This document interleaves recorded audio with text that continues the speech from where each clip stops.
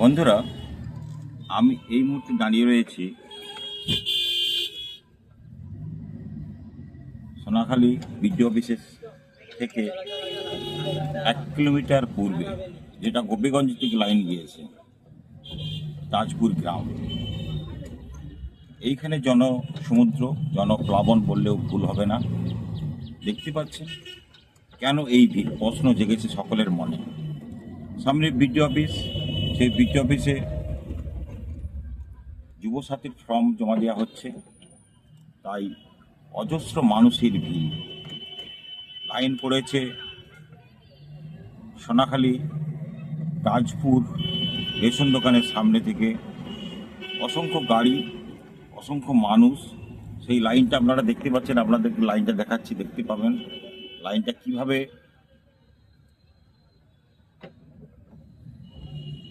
মানুষজন দাঁড়িয়ে রয়েছে লাইনে।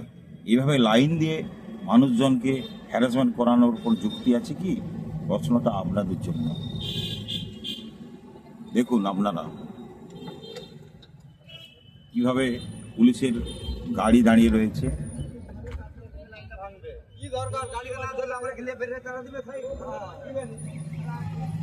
দেখুন বন্ধুরা, কতটা রাস্তা এইভাবে যানজট হয়ে রয়েছে।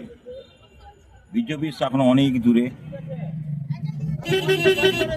আমি যাচ্ছিলাম রাস্তা দিয়ে, তাই সেই দৃশ্য তুলে ধরছি আপনাদের কাছে।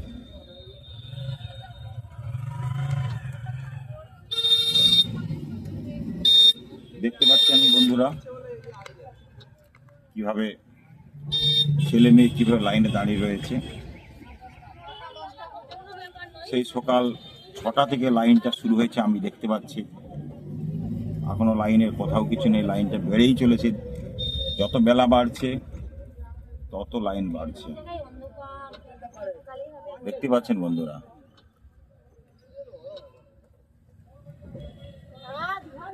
বিডিও অফিস এখনো অনেক দূরে।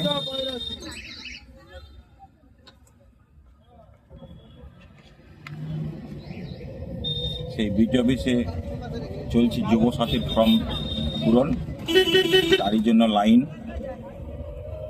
দেখতে পাচ্ছেন আমি এখন কোথায়, আপনারা বুঝতে পেরেছেন।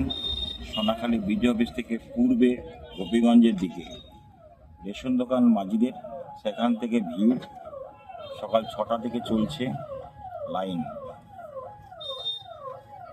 অ্যাম্বুলেন্সের হর্ন আপনারা বুঝতে পারছেন, পেছনে অ্যাম্বুলেন্সের হর্ন, তাকেও পাস দেওয়া সম্ভব হচ্ছে না।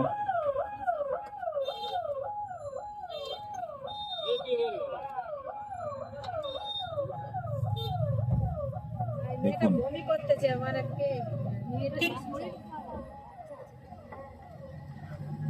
দেখতে পাচ্ছেন মানুষ অসুস্থ হয়ে পড়ছে গাড়িতে, লাইনে দাঁড়িয়ে দাঁড়িয়ে অসুস্থ হয়ে পড়ছে মানুষ।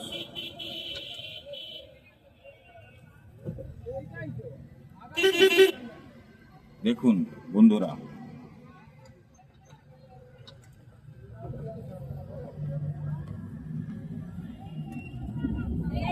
আপনাদের কাছে তুলে ধরছি সেই দৃশ্য।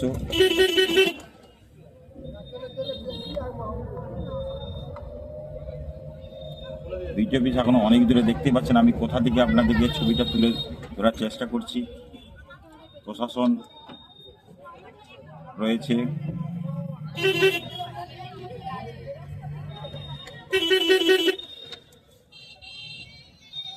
সামনে বিডিও অফিস, অসংখ্য মানুষের ভিড়। শুধুমাত্র চাওয়া পাওয়ার রাজনীতি,